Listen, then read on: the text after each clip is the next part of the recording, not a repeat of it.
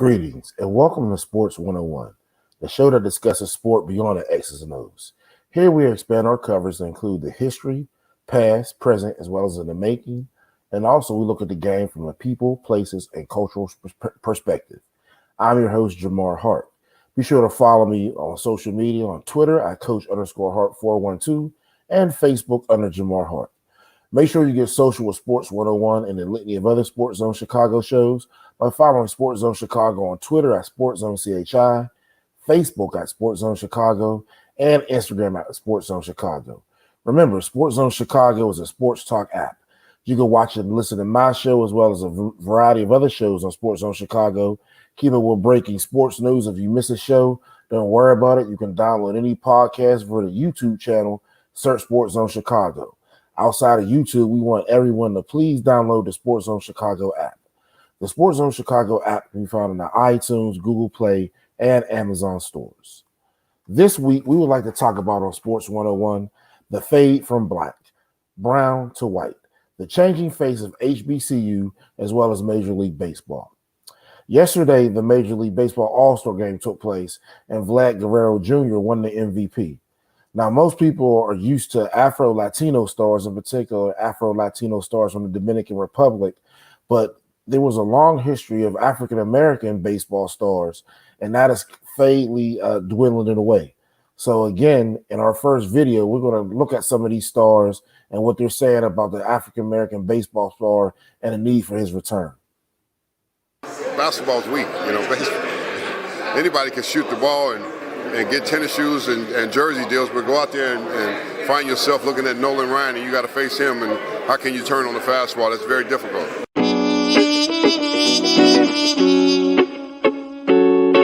Well, baseball was booming.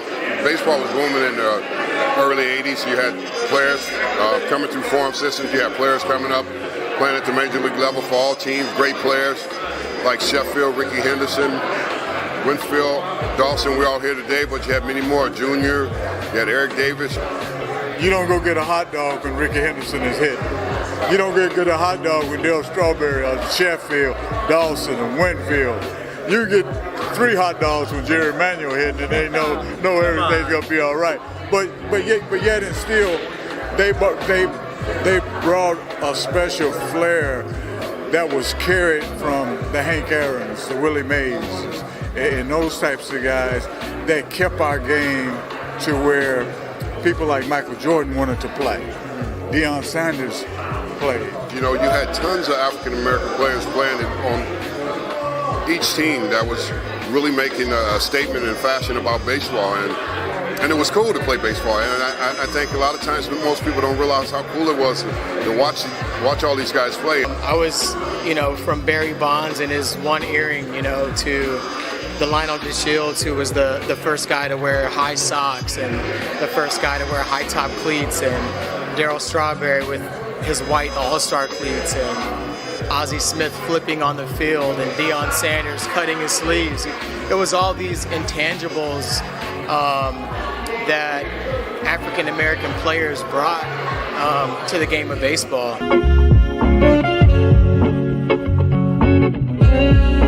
The game got to be a lost commodity, especially in the urban cities, and that's something we're trying to restore. Major League Baseball has really taken on drastic measures to rebuild, recreate playing facilities, environments conducive for the kids, and that's just a start. I think getting them back out to ball games, getting the leaders in the communities more inclined to go out and teach these kids the game. Football and basketball has seemed to take a precedent, but that's where we are. That's it's where we're trying to get. It's still probably a ways off, but we're definitely working in a positive direction. We need to do more. Baseball need to do more. I know they talk about it, but they need to do more. They need to build academies in America and let kids learn to play in the academies and let kids learn to grow in the inner cities and from all areas that they can come and play together and learn the game of baseball. And we need to bring attraction of what baseball is all about. Well, we had a lot of African Americans playing when I came in. It was close to 40%, 30%, something like that. And And just the fact that it's going down is a contribute to travel ball because it eliminates kids from playing in their little league. You know, I see a lot of time where kids will go play in a travel ball game opposed to his little league game. So it suffers, and what that does is that alienates us because we don't have the money to do that. And then kids in the inner city don't have the money to travel. They don't have the money to buy those bats and gloves. And so, you know, we trying to do our part as much as we can to help these kids out.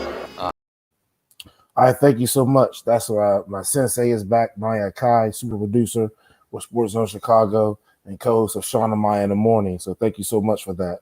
That was a lot to unpack in that video. First, a lot of people don't know that Darryl Strawberry was a 3-sport athlete at Crenshaw High, where he was All-American in football as well as basketball and baseball. But again, oftentimes today, what do people say? We'll focus on one sport. There was a lot of powerful things that were said. But again, going back to Darryl Strawberry, one sentiment that he echoed is, why don't the United States build academies in America like they did in the Dominican Republic to increase the amount of African Americans playing? So again, that was a lot of stars from Gary Sheffield, managers of Jerry Manuel. They referenced a lot of people from yesteryear, and some of those individuals we're going to talk about now, including Dave Parker. Dave Parker was an outfielder for the Pittsburgh Pirates, in particular their 1970s We Are Family League teams, and in particular the 1979 team that won the World Series. And he was known for his fielding as well as catching and hitting. He was just a 5-tool player, and he actually won the first home run derby at the 1985 All-Star game. This was 6 years after one of his greatest All-Star games, where he won the most valuable player in Seattle. That was in 1979, the same year the Pirates won the World Series. And I'm going to show you some video of that to show you why he was the MVP. And when you watch him in 1979, he's akin to a similar baseball players of today, in particular the outfielders. So if you go check out this short video, we'll see Dave Parker at the 1979 World Series, All-Star game, in Seattle. Jim Rice, 0 for 3 tonight against Mike Lacoste.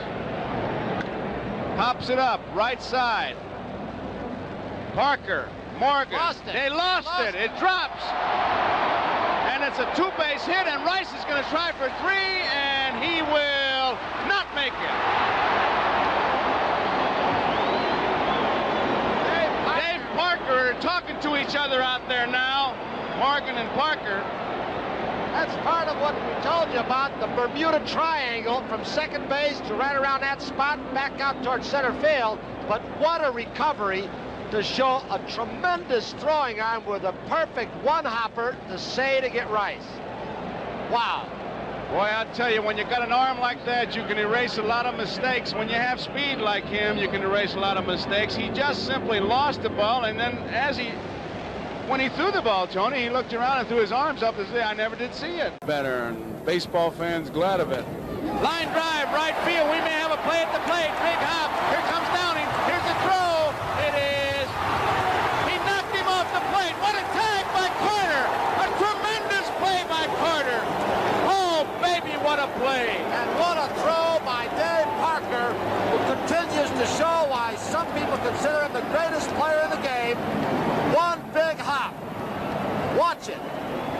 Good. Great play by Carter, as you said, Joe. A strong throw. Downing tries to slide inside, away from the ball. Carter blocks him off. He knocked him right off the plate, never did let him in. How Carter was able to catch that ball.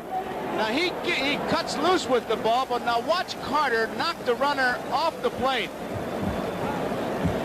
Right there, he pushes him off, almost gets in there. Look at his hand. Tremendous work by our crew. And Carter comes up with the ball, and he had a good ball to handle, Tony. Oh, I'll tell you, all the way on the fly.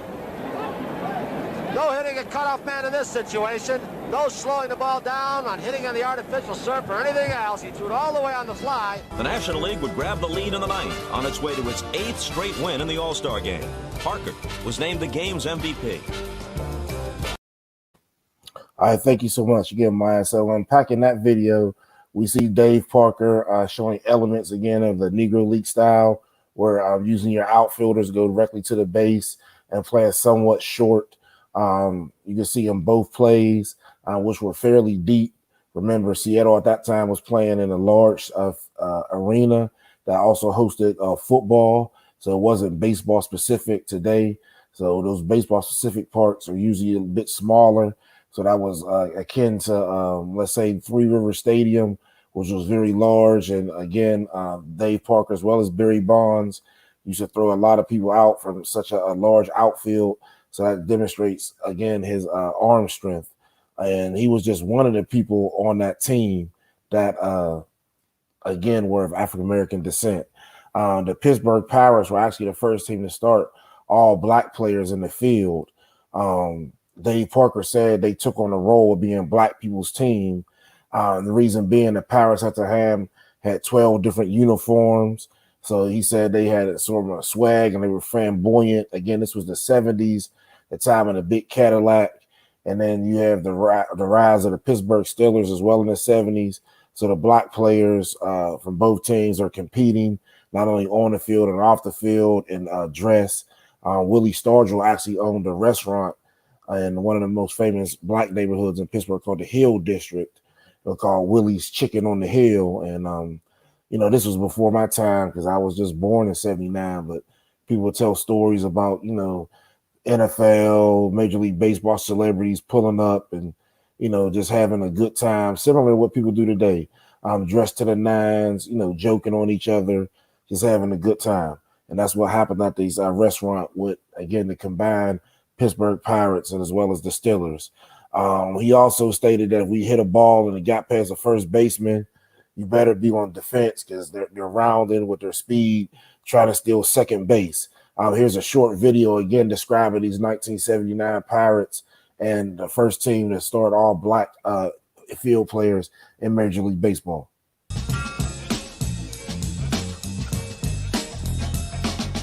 When we first went on the field, I don't think anybody realized it. At that time, I didn't really figure out what was going on until the national anthem. When the game starts like that, you're concentrating, at least I was, on who the first hitter is. What is he going to do? One of the clubhouse, the bat boy kids, made a statement, said the Homestead Grays are playing tonight. And I'm saying, what are you talking about, the Homestead Grays? I know it was, Negro League team. We usually had 5 starting anyway, and if Doc pitched, it was 6. The Pirate organization was loaded with black and Latin players. I'm standing out in center field, and I'm thinking about what this kid had said. And I looked to my left, and I looked at Stargell, and looked to my right, to Clemente. There's Jackie, there's Rennie, there's Al, there's Clemente, there's Kleins, Stargell, Sanguian, and Doc's on the mound. And I looked around and I said, Al, man, there's 9 brothers out there. He looked at me, and he was astonished, too. He didn't even realize what was going on. And he said, yeah. It was a night that I didn't realize that we had non-minority starting until about the 3rd or 4th inning. I turned to Dave Cash, and I said, Dave, you know what? We got all brothers out there, man. That's that blessed day has come, and I don't care where you come from. We're all moving on up, moving on up. Lord have mercy, we're moving on up, moving on up. And I looked, I said, oh my God. When I look, I say, oh man, we were playing 9 players. And people don't want to recognize because then say was Latino, we black too. I was on the bench, and I don't remember having any particular reaction on the bench through 9 innings. We weren't all, oh my God, look at it, it's just brothers. They were our teammates. It's buckos, we were fielding a ball club. I have no idea if Murtaugh recognized this fact or not. Then in Murtaugh, he said, my money and me, we see 9 ball players, they want to win again. For us at the time, it wasn't any big deal. I didn't even realize that that's the first time it had ever happened. There was nothing he really said about it because we were down 7 runs in the first inning of that game. So it wasn't a time to reminisce about an all-black team. We got to try and get it together because we're getting our tails kicked. And just so happened we did get it together, and I think we ended up winning the game 9-7. Probably one of the best games we played all season. Lord have mercy, we're moving on up. We're moving on up. So people get ready. And to fill an all-minority team was something that I never will forget. It's history now. There's a book written about it, The Team That Changed Baseball. We're proud of that. It was reflective of a time in American culture where black arts, black music, black film, all these things were kind of pushing their way into the mainstream. Black fashion was starting to influence what was happening in white fashion. So in some ways, it seems like 1971 was the perfect time for the first all black and brown lineup. But at the same time, it's also like, what took you guys so long?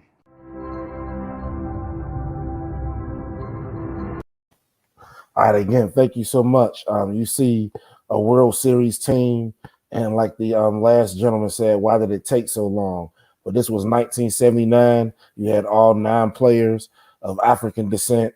And one of the funniest quotes is, you heard one of the Latin Dominican players say they always try to make a distinction between Latin American and black.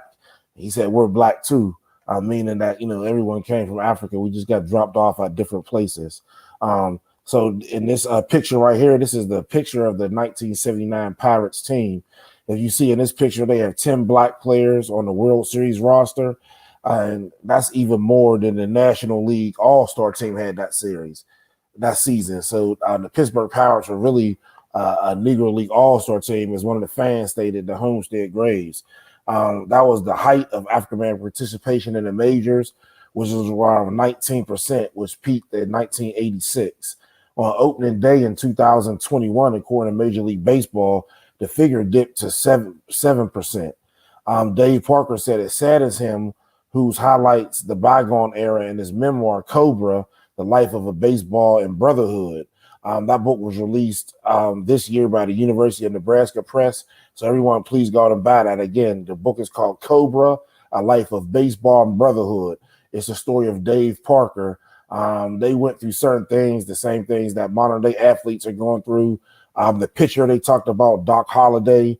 There's a famous Johnny Carson skit where he talks about how Major League Baseball put a ban on Doc Holliday wearing curlers and rollers in his hair in the dugout. Remember, this is the 70s. So a lot of the men used to pimp their hair and get it pressed similar to the women. And Doc Holliday, he was a cool soul brother of the 70s. He would be in the baseball dugout in the clubhouse getting ready for games with rollers in his hair because he wanted to look good. He wanted his hair to look good when he touched the field. So that was a lot of incidents like that happened with the Soul Brothers of the 1970s Pittsburgh Pirates.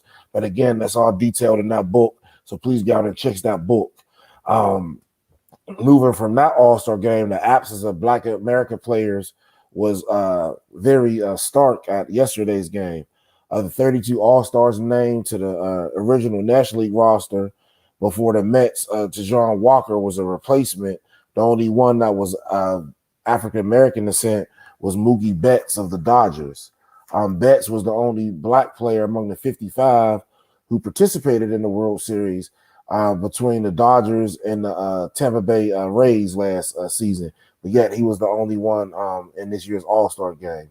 Al Oliver said that's unbelievable. Al Oliver is a 7-time All-Star in the 1970s, 80s, and he didn't realize that until someone pointed it out to him. Al Oliver played most of his career with the Pittsburgh Pirates. He was born 6 months before Jackie Robinson broke the color barrier in 1947. So there was a lot of baseball fever in the black community at this time. Oliver, who grew up, this is a picture of Oliver with the Pirates right here. Oliver, who grew up in Ohio, said he gravitated to baseball because he saw others like him playing and having success. At his first All-Star game in 1972, Oliver had 11 black teammates on the National League roster. These names included Nate Colbert, Lee May, Hall of Famers Fergie Jenkins, Billy Williams, of the 1979 Pirates on the roster. You had McCovey, Morgan, Stargell, Brock.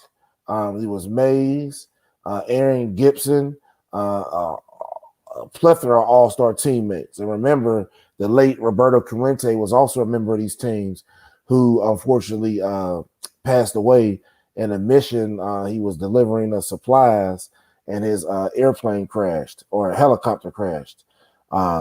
Excuse me. So they lost one of their best players, yet still continued on. If you ever wanted to look at Roberto Clemente and see how the fever, which he played, how he hit, ran the bases, was just all around hustle guy, but was a great baseball player as well as a humanitarian. So I encourage everyone to look up the life of Roberto Clemente. There's also was that myth that stigmatizes our community to this day that black youngsters are not playing baseball. If you look at Major League Baseball rosters, most historically black colleges and universities, it's easy to come up with this impression. These pictures right here show, again, this is the Alabama State, which is a historically black college and a Southwestern Athletic Conference. This is members of their baseball team. So even though it's an HBCU, their baseball team is not predominantly black. Around 8% of professional baseball players are African American. This number is down approximately 30% from the late 1970s. Remember, 30 years after Jackie Robinson broke the color barrier that kept blacks out of major league rosters, baseball was probably the number one sport in the black community. However, by 1993, Latino baseball players moved past black American players, claiming 27% of all roster spots in the end of the 1993 season. Please remember, many Latino players are of African descent as well. You have to label Latin American or Dominican. Although there's an increase in Afro-Latinos, African-American participation is dwindling not only in Major League Baseball, but in NCAA baseball as well. No time after 2013 has a percentage of Latino players dropped below 27% and is actually rising every year. Remember, the Latino players, and particularly in the Dominican Republic, are benefiting from every Major League Baseball team having a facility built over there to sign players for cheap rates. The percentage rose to 29% in 2005 and tipped the scales at almost 30% in 2017, according to the Society of American Baseball Research. However, HBCU baseball teams was once a fertile recruiting farm ground for not only Negro League baseball, but later on Major League Baseball, are comprised of over 85% white players. This is in particularly true, again, at such schools in the Southwestern Athletic Conference and Division II schools like Albany State, which is in the SIAC, which is a Division II school, Alabama State, which is in the SWAC. Alabama A&M is also a SWAC school. Kentucky State is a Division II school in the SIAC. Florida A&M, which is in the SWAC, and North Carolina A&T, which is now in the Big South Conference. You also have your private historically black colleges and universities, such as Tuskegee, Morehouse, Claflin, Voorhees, and Clark Atlanta, and they maintain rosters which are nearly 100% players of African American descent. If you remember our guest in the past, Stanley Stubbs, who was a veteran baseball coach on the HBCU level, you see that because on the smaller levels, again, at the larger levels, most Division I teams only have 12 to 13 scholarships for baseball due to Title IX. So on the smaller levels, there's usually none. So since it's such a low level of competition, you find that predominantly black. However, when you get up to Division I HBCU baseball, most teams are usually 30% split between African American, black, and a European. The two-time champion, HBCU champion, Alabama State, just completed one of their greatest regular seasons of historically black college. They defeated Texas Southern 7-5 for the first Southwestern Athletic Championship and a berth in the NCAA tournament. The Hornets, although they had great success, they can't do much to fix the well-publicized problem of the lack of African-American players, and not only in Major League, but black college baseball. That's because the team has more Hispanic and white players than African Americans, which has been a state of affairs in Division I HBCU baseball for more than 25 years. This picture right here shows Alabama State junior outfielder Carlos Osasio, who won the SWAC Player of the Year, and he was Hitter of the Year. Again, he's of Hispanic origin. The next picture is Joseph Camacho, who enters his third year as one of the top pitchers. He's another Hispanic on the Alabama State HBCU baseball team. And his next picture is a rookie infielder, Eric Wright, who was freshman of the year.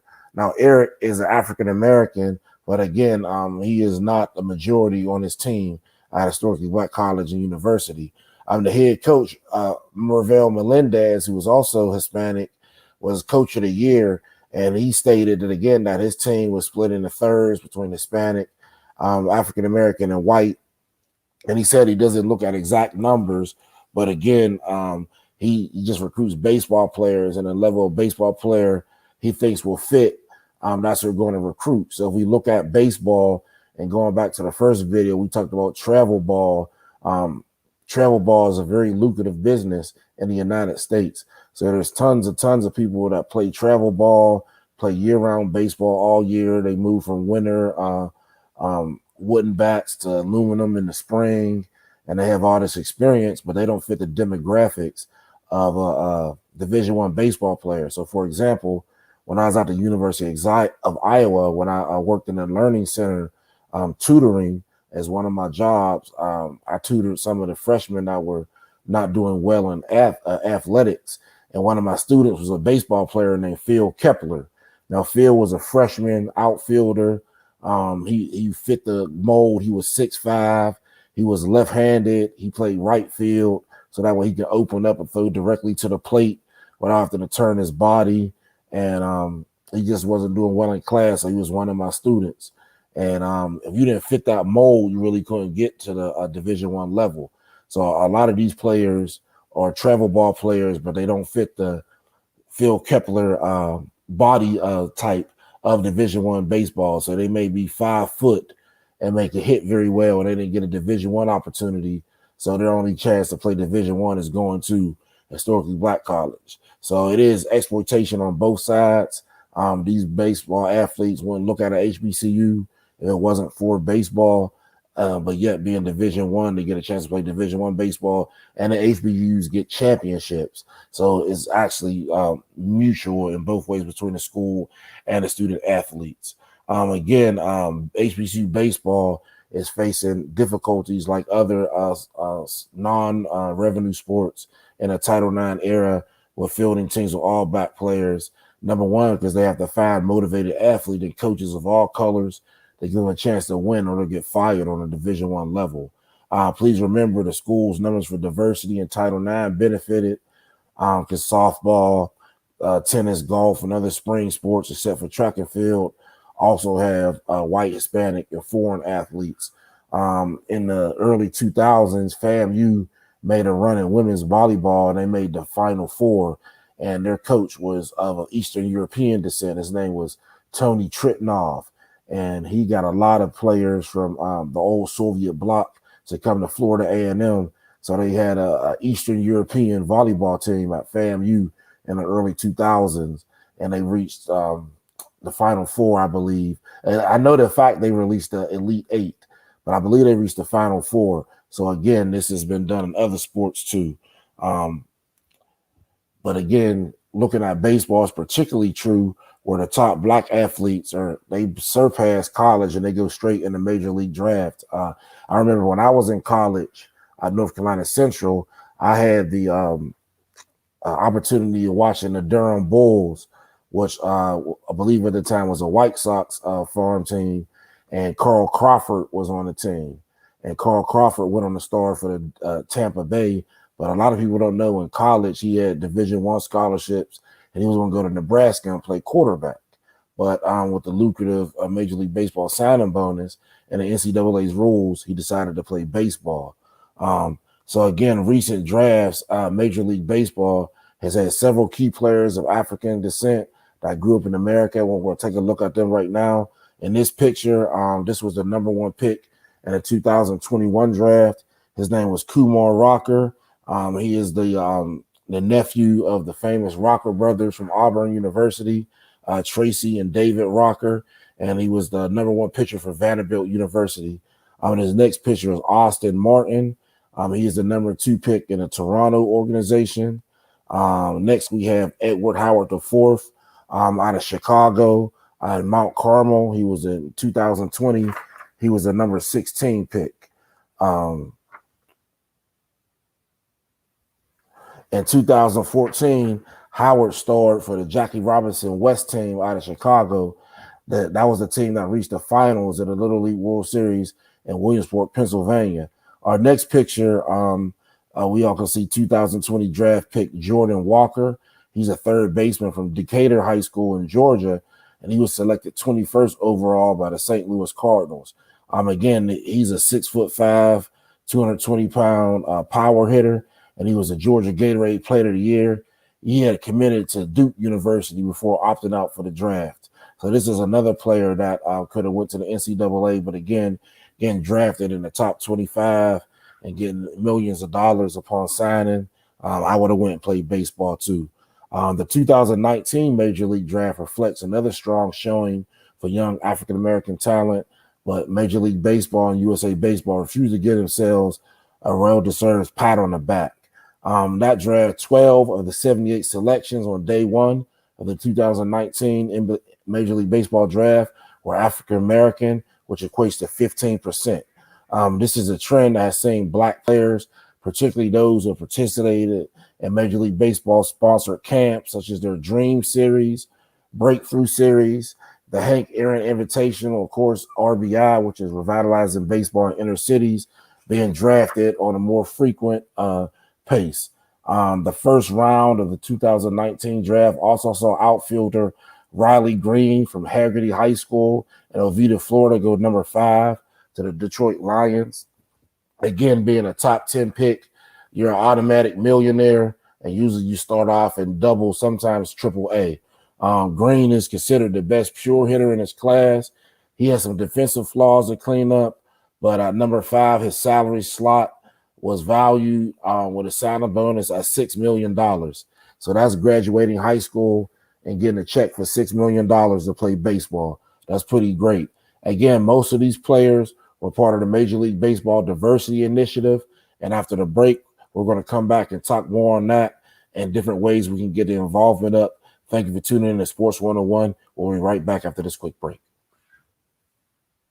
Please stop and listen, because this important message may directly apply to you or someone dear to you. Several thousand African American former full-time CPS teachers were unfairly terminated starting in the mid-90s and continuing to the 2000s. If you are one of those many former CPS teachers who was unjustly terminated, or if you are the immediate relative of a now deceased unjustly terminated former CPS teacher, you may qualify to participate in a lawsuit at no upfront cost to you. Please call 773-580-7183 immediately for more information. That's 773-580-7183. Do not delay. Act today, because time is of the essence. That's 773-580-7183. 773-580-7183.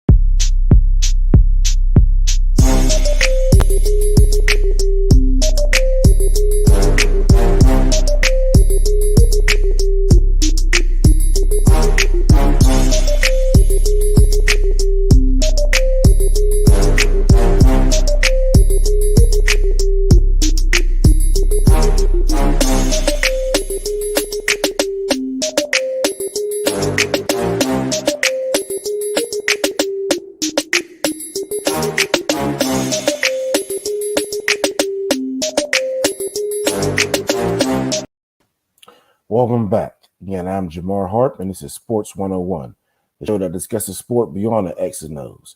We talk about the game from a people, places, and cultural perspective, looking through the lens of history in the past, present, as well as in the making. Make sure you get social with Sports 101 and the litany of SportsZone Chicago shows by following SportsZone Chicago on social media. You can follow SportsZone Chicago on Twitter at SportsZone CHI, Facebook at SportsZone Chicago, and Instagram at SportsZone Chicago. Subscribe to the YouTube channel, search SportsZone Chicago, but most importantly, download the SportsZone Chicago app. The SportsZone Chicago app can be found in the iTunes, Google Play, and Amazon stores. So before the break, we're going to talk about the Major League Baseball and its diversity initiative programs and the lack thereof effort to increase participation in the African American community. From 2012 through 2020, 17.6% of the first round draft picks, which is 51 of 289, were identified as Black or African American. This is mainly due to the league having several on-field diversity initiatives, which include a summer invitational where Black players or African American players are invited out to get one-on-one specific training. There's urban youth academies and various demographic locations throughout the United States. There's also a partnership with the Jackie Robinson Foundation that included a $10 million donation, when in particular money from the Major League Baseball Players Union to the Players Alliance. Now, the Players Alliance is a group focused on improving the representation of Black Americans on the field as well as in the front office of Major League Baseball. One of the other issues that troubles Major League Baseball is a lack of college scholarship available compared to other sports such as football and baseball. Again, due to Title IX, a lot of the non-revenue male sports were cut. So you'll find Division I baseball teams having 13 to 15 full scholarships, which mainly they look for the pitchers first and then try to field the rest of the team with maybe partial scholarships with people that have good GPAs, because it's impossible if you only have 15 scholarships and you have about 25 people on a baseball team for, everyone to be on scholarship or everyone to even have a partial scholarship. So this is an issue enticing African-American students who don't have the economic means to pay for college. So will lean more heavily in football and basketball sports and even soccer now, sports that you can get full scholarships in, because there is a growing wave of African Americans increasing in collegiate soccer as well. Again, some baseball presents three significant barriers to African Americans. The first being the cost of equipment, which is bats, gloves, helmets, and spikes. The cost of youth travel, which oftentimes is non-essential, but due to many individuals paying for the AAU and youth travel system versus playing for the little league or high school team. Usually that's where the best talent is. And also the cost of college, because again, most colleges don't give full scholarships in baseball. Division I baseball teams are usually allowed only 11.7 scholarships, with most of them being partial. Remember, men's basketball teams gets 13, and the football teams gets 85 full scholarships. So when you look at that, you'll see, again, more individuals lean into that as a method to completely pay for their college education. Again, a lot of kids would like to try baseball, but they don't get the opportunity to try it at a young age because of how expensive it is, said Ke'Bryan Hayes. Now, Ke'Bryan Hayes is the Pirates right now rookie third baseman, and he's a son of a longtime major leaguer, Charlie Hayes. Now, I know the Pirates were not doing well right now, and we haven't been doing well in a long time, but we shall rise again, trust me. I don't know when, but we're going to get good soon. There's a new diversity study, and it also finds Major League Baseball with a slightly lower score for racial and gender hiring, but at earning bonuses for social justice initiatives and hiring milestones. So basically, the Major League Baseball is putting money to social justice initiatives, but it's not hiring minorities. In April, again, the famous Sport Institute at University of Central Florida had its racial report card that came directly from the Institute of Diversity and Ethics, which is the acronym of TIDES, and it issued an overall grade of C- for Major League Baseball, with a B- for racial hiring and a C for gender hiring. This report, it examined a litany of positions at the Central Baseball headquarters and within franchises using data for the 2021 season. Again, this grade slipped from a B to a C, while the other two letter grades remain the same. Why is that? The numeric scores dipped slightly in each category through the Tides Institute, and that led report author Richard Lapchek to lead to a partial methodology change to include team ownership for the first time. That was a demographic they left out in their statistics, and they thought by including team ownership, it will give a better example because they're starting to see team owners in various other sports, and then you have general managers like in the NBA with the Toronto Raptors doing well, individuals of African descent. So Major League Baseball is lacking behind in all these front office categories. Dr. Lapchek also pointed out, and they're tripling in the size of staff after a move to Major League Baseball's new headquarters, and that again led them to drop in racial hiring and as well as gender hiring from the central office because they increased the size of the office, but they did not increase the diversity initiatives within that. So they kept status quo as they needed to hire more people, yet they hired more people that were not a part of the diversity initiative. Major League Baseball, as well as Baseball Advanced Media, moved into the same Midtown Manhattan office building in the 2020 season, virtually combining themselves and increasing the opportunities for jobs of individuals that are not considered minorities. But again, this was the whole initiative was about. So when they had all these new jobs, it was a disappointment that they didn't fill them with African Americans or Afro Latinos. Obviously, Dr. Lapchik said he wanted to be also see an increase of women being hired as well as people of color. In an interview Dr. Lapchik did with the Associated Press, and he again stated that's the goal of the racial and gender hiring report card, but nothing is really changing. So that's like you having a child and they fail, and they get all C's, and they continue to get all C's. So I think this institute needs to move in a different fashion to get what they're done increasing. Yes, they do a great job reporting the statistics. However, these statistics haven't changed in so many years. So they're just taking all this research for granted. Dr. Lapchek said he focused on what he called breakthroughs that led researchers to the bonus points in certain fields of the study. Some of these breakthroughs included the Miami Marlins hiring Kim Nung in November as Major League Baseball's first general manager. And December move Major League Baseball did to reclassify the Negro Leagues as Major League Baseball teams, and also the presence of 22 women holding on-field coaching and or player development roles. So basically what Major League Baseball did was they made the Negro National League a part of Major League Baseball. So they took all the stats in for the Negro National League, and they made all those players Major League Baseball players posthumously after their death. So people could say that's a clever move to skew statistics. So it's not really affecting change by just adding all the numbers from the Negro Leagues. Of course, they were 100% black. So that's actually skewing the data to show that there's more participation. So that's a statistical trick that people do in research. So just beware of that. And that's something that Major League Baseball did.